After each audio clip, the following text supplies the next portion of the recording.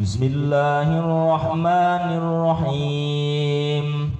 Assalamualaikum warahmatullahi wabarakatuh. Innal hamdalillah wassalatu wassalamu ala Rasulillah Sayyidina Muhammadin ibni Abdillah wa ala alihi wa sahbihi wa mawalah. Qala Allah Ta'ala fil Qur'anil Azim wa huwa asdaqul qailin. Bismillahirrahmanirrahim. Al fitnatu asyaddu minal qatli. Al ayah. Wa qala an-nabiyyu sallallahu alaihi wasallam, innama bu'istu liutammima makarimal akhlaq. Al hadis sadaqallahul azim wa sadaqa rasuluh habibul karim wa nahnu ala dzalika minasyahidin walhamdulillahi rabbil alamin. Alhamdulillah, pada pertemuan kali ini kita masih diberikan kesehatan oleh Allah Subhanahu wa Ta'ala. Kesehatan, kenikmatan, terutama nikmat iman, nikmat Islam, nikmat kita masih bisa menghirup udara segar. Itulah yang kita wajib mensyukuri terhadap nikmat Allah yang Allah berikan kepada kita. Artinya kita sebagai hamba Allah untuk melaksanakan sejumlah perintah Allah, menjauhi larangan sejumlah larangan Allah. Itulah syukur. Alhamdulillahirabbil alamin. Ikhwan, di mana saja berada, ada pertanyaan kajian ini, ada tanya, insyaallah saya jawab atas kehendak Allah, bukan kehendak saya. Kalau ada kata-kata yang salah, mungkin itu dari kebodohan saya. Kalau ada kata-kata yang bersifatnya itu ilmu, itulah hakikat dari Allah Subhanahu wa Ta'ala, diberikan kepada Nabi Allah Muhammad, disampaikan kepada para sahabat, terus tabi'in, atba'at tabi'in, ulama, dan insyaallah saya mengikuti sanad kepada Rasulullah sallallahu alaihi wasallam melalui kajian kitab para ulama. Alhamdulillah, hadirin wal hadirat jamaah rahimakumullah. Kali ini ada pertanyaan tentang masalah fitnah, memfitnah. Pertanyaannya, apa hukumnya atau dosa orang yang memfitnah? Masya Allah, naudzubillah. Sebelumnya kita berlindung diri kepada Allah Subhanahu wa Ta'ala.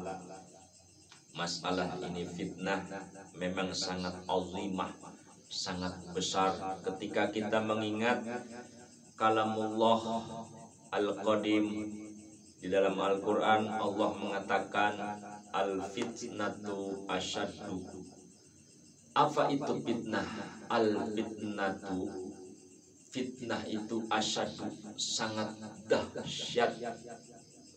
Apa dahsyatnya? Yang dinamakan dahsyatnya itu adalah pembuktiannya, kenyataannya, realita daripada fitnah itu dahsyat banget. Bahkan ini asyadu minal qatli. Allah kalimatnya asyadu, kalimatnya tasghir, dilebih.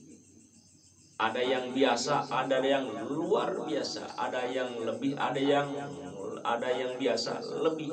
Ini asyaddu minal qatli, lebih dahsyat daripada pembunuhan. Kita dulu menceritakan pembunuhan. Qatli itu adalah membunuh.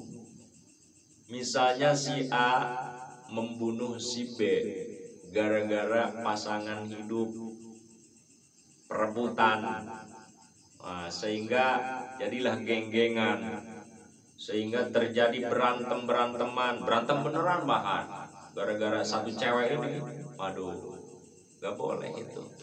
Sehingga sampai ada pembunuhan, terjadi pembunuhan gara-gara suami atau istri selingkuh sampai dibunuh. Kasus zaman sekarang, naudzubillah, ini kurang ilmu, ini kurang iman, sehingga dia nyerong laki-laki perempuannya atau laki-lakinya. Masya Allah, kasusnya banyak, sehingga sekarang murantak di mana-mana. Pembalatak, pembunuhan kasus rumah tangga ini. Naudzubillah, mudah-mudahan kita yang selalu mengkaji ilmu Allah dijaga oleh Allah Subhanahu wa taala. Kembali ke awal tentang pembunuhan. Membunuh itu memang dosa besar. Memang dosa besar. Membunuh itu kalau tidak di dunia dihukumi, dikisos, kan ini ada hukum. Orang yang membunuh itu harus dibunuh lagi. Misalnya si A membunuh si B, si B ini harus dibunuh lagi. Sama siapa? Sama hakim yang menghukumi pembunuhan ini harus dibunuh lagi. Kisos namanya. Kalau di negara Timur Tengah ini masih berlaku sampai sekarang. Kalau misalnya nyolong, nyuri, ketahuan, dihukum, dipotong tangannya sebelah kanan. Ketahuan lagi, nyuri lagi, sebelum kapok, potong lagi kaki sebelah kiri biar jerak. Kalau sampai pembunuhan dan lain sebagainya, ini dibunuh lagi, cuman caranya dia ditobatkan dulu, diapa dulu. Itu pembunuhan. Beres. Kalau orang sudah dibunuh mati, beres masalahnya. Kalau sudah dihukum di dunia, nanti di akhirat hukumnya beres, tidak ada hukuman lagi. Tetapi pembunuhan sekarang hukumnya KUHP, hukumnya nggak jelas. Di sini belum beres, apalagi nanti di akhirat hukum pembunuhan juga belum beres. Nah ini pembunuhan itu sangat dahsyat. Tapi ada lagi yang lebih dahsyat dari pembunuhan. Karena ini mas sifatnya tidak mati. Kalau yang dibunuh mati, beres sudah ceritanya. Paling rame-rame seminggu 2 minggu ceritanya beres. Si anu meninggal, dibunuh, sudah beres. Tetapi kalau fitnah ini tidak beres, sebab sifatnya tidak mati oleh karena sudah menyebar ke seluruh santero. Tetangga sudah tahu. Nah contoh dulu, kita ngambil contoh dulu. Si A jahit aja dulu ya. Ini sunnah. Kalau di dalam kajian kitab kuning itu Tamsil Otibatu Zaid, Bakar, Umar, Ahmad, Muhammad, Mahmud gitu. Seperti Ki Ahmad cerita kepada seseorang, kepada Ki Mahmud. Kata Ki Ahmad, tuh si Hamid orangnya sebenarnya kamu pengen tahu nggak? Itu orangnya nggak benar. Orangnya suka selingkuh. Orangnya suka bawa cewek lain. Orangnya suka jajan di luar.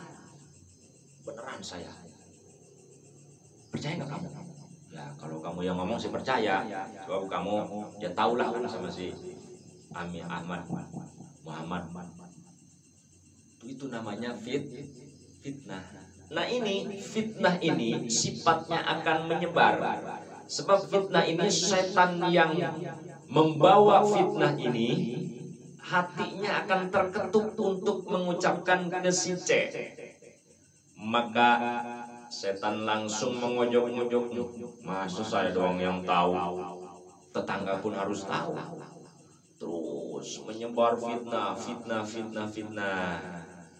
Padahal yang sesungguhnya fitnah untuk si Bakar ini misalnya tidak sesuai, tidak akur dengan ucapan Ki Jahit tadi yang memfitnah.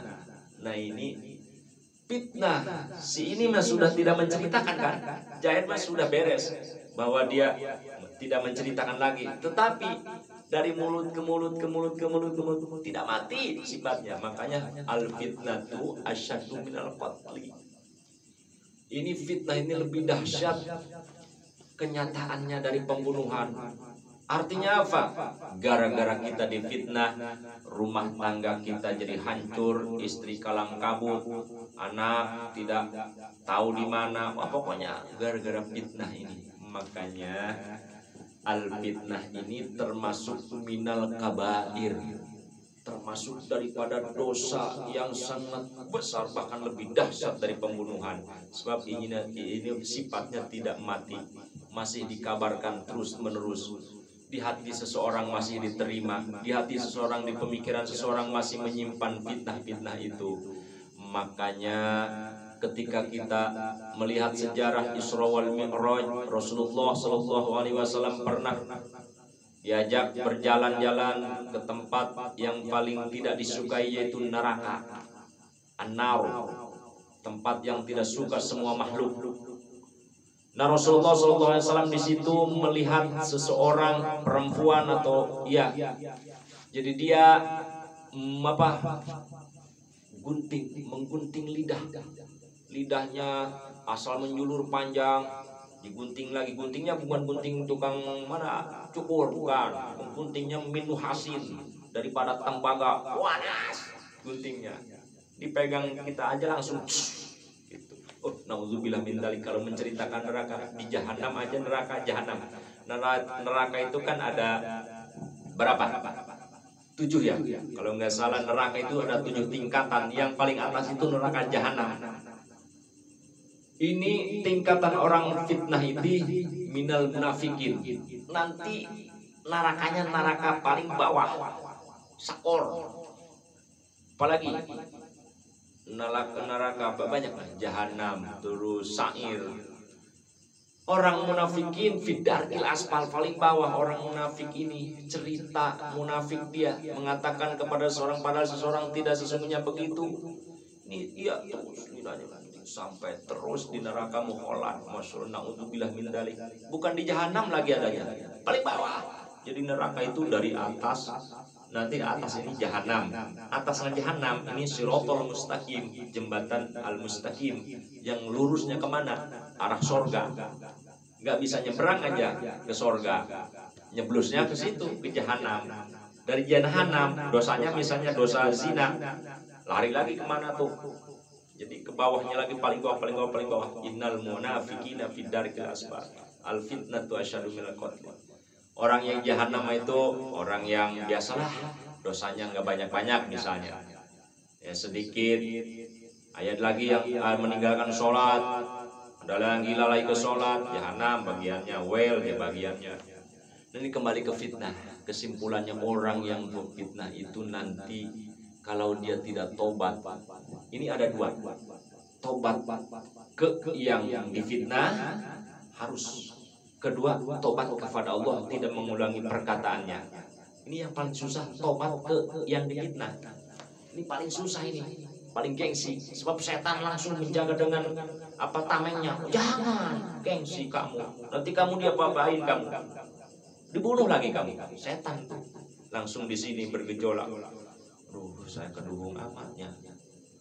Sebenarnya saya sudah menerima atas semua ini, akan meralat ucapan-ucapan saya, akan mengatakan di publik, di tetangga, dimanapun saya, bahwa sebenarnya si A itu tidak begitu, memang saya yang salah. Nah, ini harus diterima tobatnya. Pertama, dia datang dulu kepada orang yang difitnah. Saya serahkan seluruh tubuh saya, mau diapain, mau dihitam, kuning, putih, silahkan. Tapi saya hari ini, saat ini, mohon dimaafkan atas segalanya. Gimana orang yang memfitnah, yang difitnah itu menerima, maka terjadilah baroah, bubar daripada pertobatan si yang memfitnah tadi. Baru ke Allah Subhanahu wa taala, istighfar. Lidahnya ini 70 dalam satu kali 70.000 astagfirullahaladzim min fitnatin, astagfirullahaladzim min dambi fitnah. Ya Allah, saya ampuni dosa saya dari fitnah, dari dosa fitnah. Terus gitu, atau 70 kali setiap waktu. Apalagi satu malam dia khusus langsung berdoa tentang fitnah. Nah, ini kesimpulannya, awas jangan coba-coba gibah, fitnah, terus apalagi dosa-dosa kabair ini termasuk apapun. Jangan, pokoknya kata Syekh Nawawi bilang begini, Dosa, yang namanya dosa walaupun kecil jangan dihitung kecil.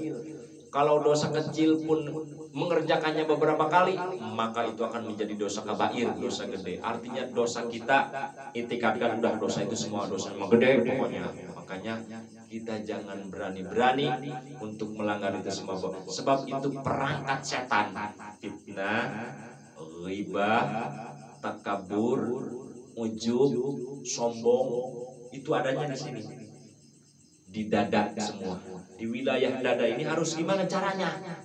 Ini harus bizikrillah, harus dengan zikir la ilaha illallah, la ilaha. Tetapi zikirnya pun harus punya guru, harus punya didikan, tidak sembarang zikir.